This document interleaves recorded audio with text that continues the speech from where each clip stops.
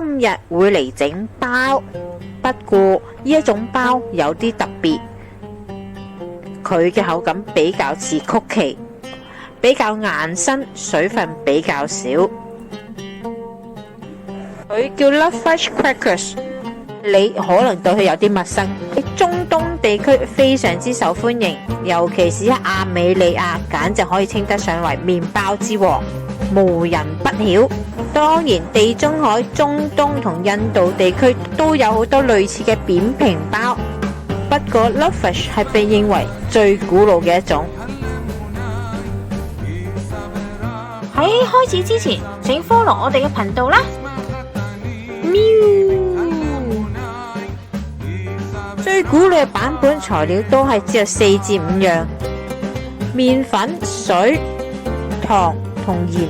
酵母有啲地方咧可能唔落。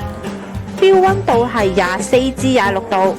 先將快速酵母同水混合。如果室外空氣太高，可以先放入雪櫃。麵粉過篩，倒入蜜糖，慢速攪拌，倒入水同酵母，最後先放橄欖油。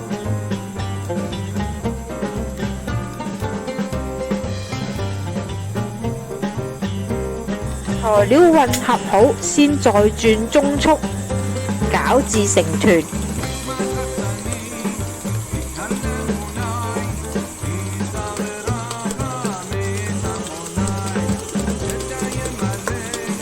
至有薄膜嘅效果，就係筋性已經完全發展。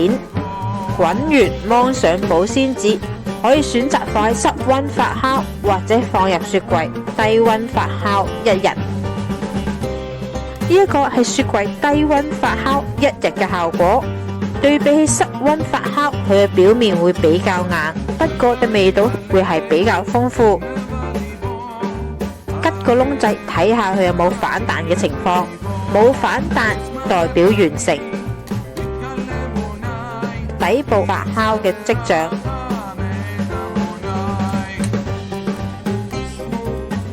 我個爐就比較細，要將佢分成2至3份，根據自己本身爐嘅大細再分割為多少份，收口，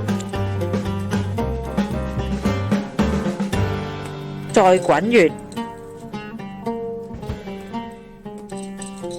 呢個包比較特別，只係需要發酵1次，提出風味就可以將佢推平。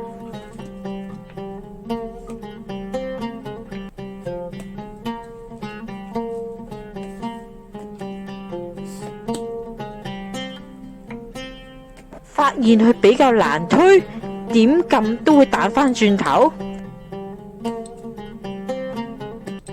因為麵包係有筋性啊嘛，解決方法好簡單，用濕布蓋住，休息20分鐘，等佢鬆一鬆返個身啦。可以用嘅方法有2個，一可以用壓麵機，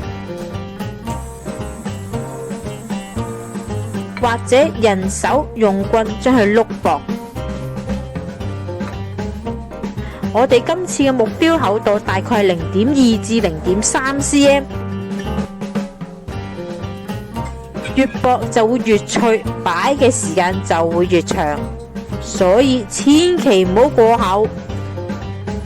表面再掃一層橄欖油，等佢顏色同味道都會比較豐富。再灑上你喜歡嘅味道，白芝麻、黑芝麻、鷹粟粉子都得。再用棍推一推，將佢壓實，再搽一層油。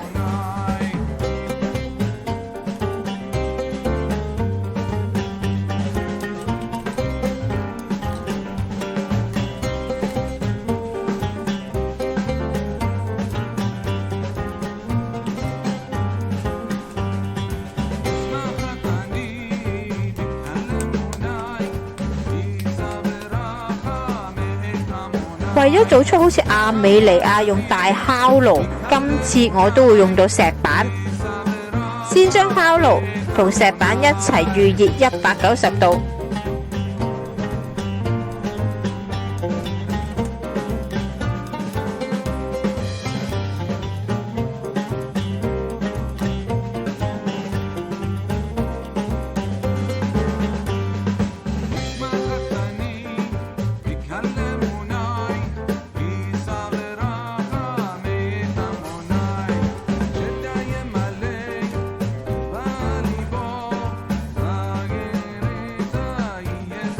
完成後嘅成品應該比較脆。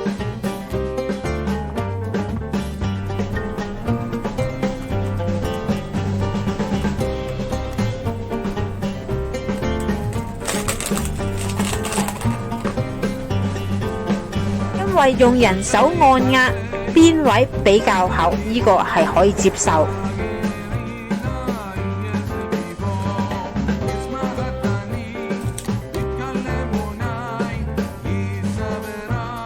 如果冇石板都可以用一啲薄盤，只要你硬得夠薄，效果都會一樣。